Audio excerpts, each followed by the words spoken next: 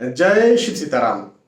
अपने एक बहुत ज्यादा महत्वपूर्ण एक गहन विश्लेषण के बारे में आज मैं आपको बताने जा रहा हूं और ये वीडियो पूरा देखिएगा। आप सभी के काम का ये वीडियो है, सभी के काम का ये वीडियो है, चाहे ज्योतिष से आप ताल्लुकात रखते हो या ना रखते हो।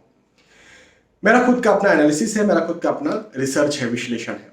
देखिए, चिंता तनाव तो हर किसी को है भाई। कोई भी व्यक्ति हो वो ये तो नहीं कह सकता कि मैं चिंता या तनाव नहीं करता, हर कोई करता है।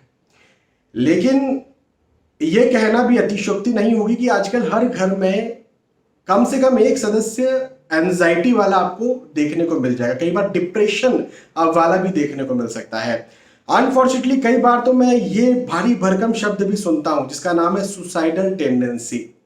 कई माता पिता या तो अपने बच्चों को लेकर के इस बारे में शिकायत करते हैं, कई कई लोग खुद अपने ही बारे में इस प्रकार की शिकायत करते हैं कि ये सब सारी चीजें जो है ये हमें होती है और बहुत ज्यादा मात्रा में होती है। तो मैंने एक रिसर्च किया और मैंने ये पाया कि यार ठीक है, अब पर्सनल कुंडली तो चलो देख करके ये चीज समझ में आ जाएगी कि भाई किस वजह से इस इंसान को ऐसा ऐसा हो रहा है और उसका उपाय निकाला जा सकता है। लेकिन यदि सार्वजनिक तौर पर देखा जाए तो इसके कारण कौन है, ये सब चीजें बनाता कौन है, ये सब चीजें करता कौन है।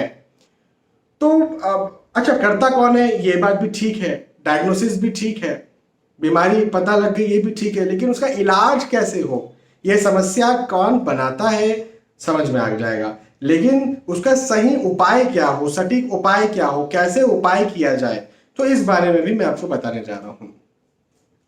हमेशा मैं ये बात कहते रहता हूं कि चंद्र जो है भाई, चंद्र जो है वो कॉन्शियस सबकॉन्शियस माइंड को रिप्रेजेंट करते हैं।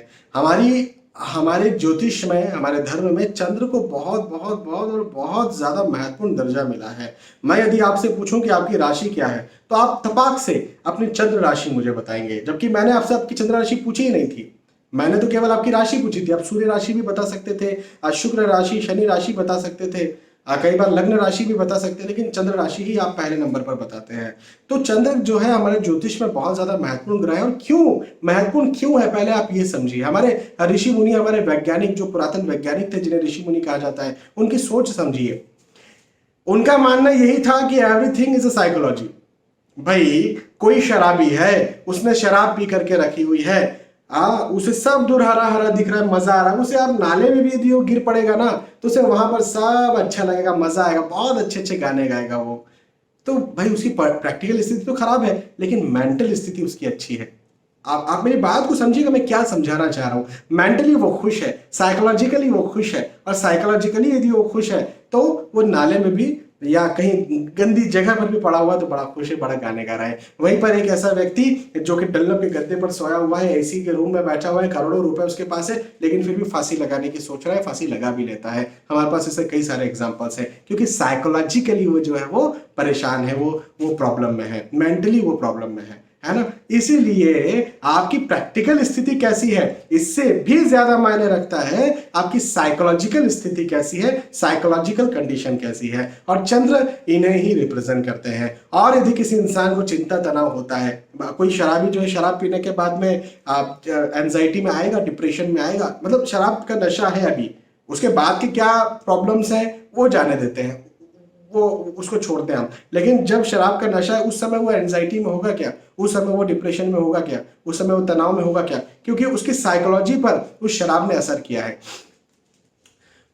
तो इसी प्रकार ऐसा कुछ उपाय किया जाए जो कि साइकोलॉजी पर असर करे, जो कि कॉन्शियस सबकॉन्शियस माइंड पर असर करे, और उसकी वजह से चिंता तनाव ज्यादा मात्रा में ना हो। ठीक है, थोड़ा बहुत यार चलता है, थोड़ी बहुत चीजें चलती है, लेकिन ज्यादा मात्रा में ना हो। और एंजाइटी डिप्रेशन तो बिल्कुल हो ही ना, और सुसाइडल टेंडेंसी तो भूल ही जाए। ऐसा क्या उपाय किया जाए? तो मेरा यहां पर कहना यह बनता है कि सफेद रंग जो है वो चूंकि चंद्र महाराज को रिप्रेजेंट करता है, चंद्रदेव को रिप्रेजेंट करता है। तो यदि किसी इंसान को ये चिंता तनाव एंजाइटी डिप्रेशन या सुसाइडल टेंडेंसी बन रही है तो उसने सफेद रंग को अवॉइड करना चाहिए। जी हाँ, सफेद रंग को अवॉइड करना चाहिए, खाने में, पीने में, पहनने में। दूध पीता है तो बंद कर देना चाहिए, सफेद कपड़े पहनते हैं तो बंद कर देना चाहिए। चाहे वो अंडरगारमेंट्स हो, चाहे वो बाहर में दिखने वाले कपड़े हों, उन्हें बंद कर देना चाहिए। आप चाहे खाने पीने पहनने में सफ़ेद वस्तुओं से जितना ज़्यादा परहेज किया जा सके, यदि ज़्यादा तनाव हो रहा है उस दिन या उस समय तक या लंबे समय तक, तो मैं ये मानता हूँ और मैंने ये देखा है कि चिंता तनाव में भी कमी मिलती है, एंजाइटी डिप्रेशन में भी कमी मिलती है, सुसाइडल टेंडेंसी तो बहुत हद तक इससे खत्म हो जाती है।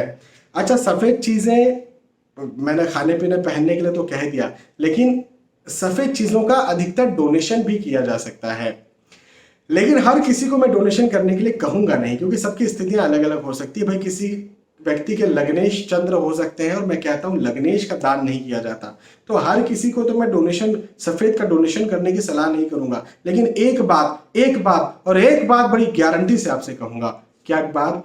सफ़ेद है दूध, वो दूध और गाय का दूध मिल जाए, गाय का कच्चा दूध, वो शिव शंकर भगवान पर यदि चढ़ाया जाए और रोज चढ़ाया जाए, रोज सुबह के समय चढ़ाया जाए, तो इससे यदि आप ओम नमः शिवाय मंत्र का जाप कर ले, महामृत्युंजय मंत्र का जाप कर ले, चढ़ाते चढ़ाते दूध चढ़ाते चढ़ाते, तो बेस्ट हो जाएगा।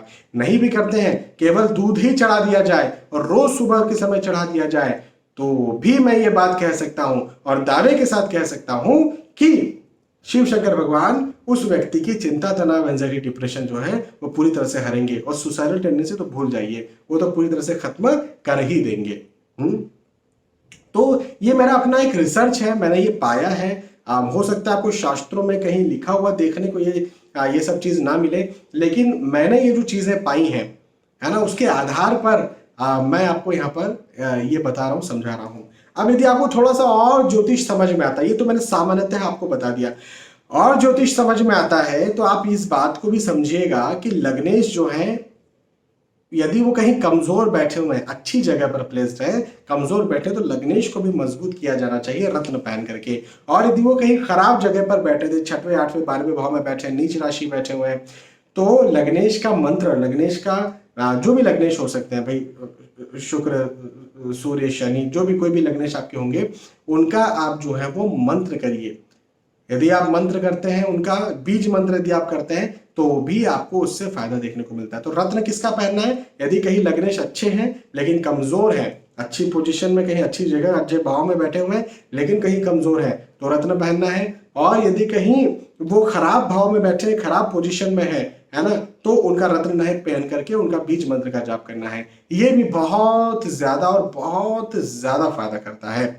एक और बात मैंने ये पाई है कि जो आध्यात्मिक कम्युनिटी होती है, आध्यात्मिक कम्युनिटी, एक मैं एग्जांपल की बात करता हूँ, इस्कॉन की बात करता हूँ। मैं इस्कॉन से आप बहुत ज़्यादा प्रभावित हो। पर्सनली मैं तो नहीं जुड़ा हुआ हूँ इस्कॉन से, क्योंकि मैं ऐसे शहर में रहता हूँ जो कि एक छोटा शहर है, तो यहाँ पर इस्कॉन टेम्पल है नहीं, लेकिन मैं प्रभावित बहुत ज़्यादा हूँ इस्कॉन से। अब उसका कम्युनिटी, अब आप और किसी जगह से प्रभावित हो सकते हैं, लेकिन मैं एग्जांपल दे रहा हूँ। तो आपको चाहिए कि यदि आपको डिप्रेशन, एंजाइटी, चिंता, तनाव, सुसाइडल टेंडेंसी हो रही है, तो ऐसी कम्युनिटी से आप जाकर के जुड़े हैं। आप ये पता करें कि ये लोग कब इकट्ठे होते हैं, कब भजन कीर्तन करते हैं, कब डिस्कशन करते हैं, कब प्रवचन करते हैं, है ना, कब ये इन लोग का गेट टुगेदर होता है। कोई एक दिन हो सकता है डिसाइडेड हो, या रोज शाम का वक्त डिसाइडेड हो, सुबह का वक्त डिसाइडेड हो, आरती का वक्त कोई डिसाइडेड हो, वो मुझे नहीं पता, वो आपको जाकर के पता करना पड़ेगा। वो आपके शहर में छोटे मोटे भी कोई ग्रुप हो सकते हैं, वो भी हो सकता है, लेकिन मैं आध्यात्मिक ग्रुप की बात कर रहा हूँ, पूर्णतः आध्यात्मिक। मुझे जहां तक मैं एग्जांपल दे पा रहा हूँ, तो इस्कॉन से बड़ा आध्यात्मिक ग्रुप तो मुझे कोई दिखता नहीं है, इस वजह से मैं एग्जांपल इस्कॉन का दे रहा हूँ। तो इनसे जाकर के मिलना और इनके ग्रुप में रहना, इनके ग्रुप में बातचीत करना, इनके ग्रुप में जाकर के इनको सुनना, अपनी इनको सुनाना, ये भी बहुत ज्यादा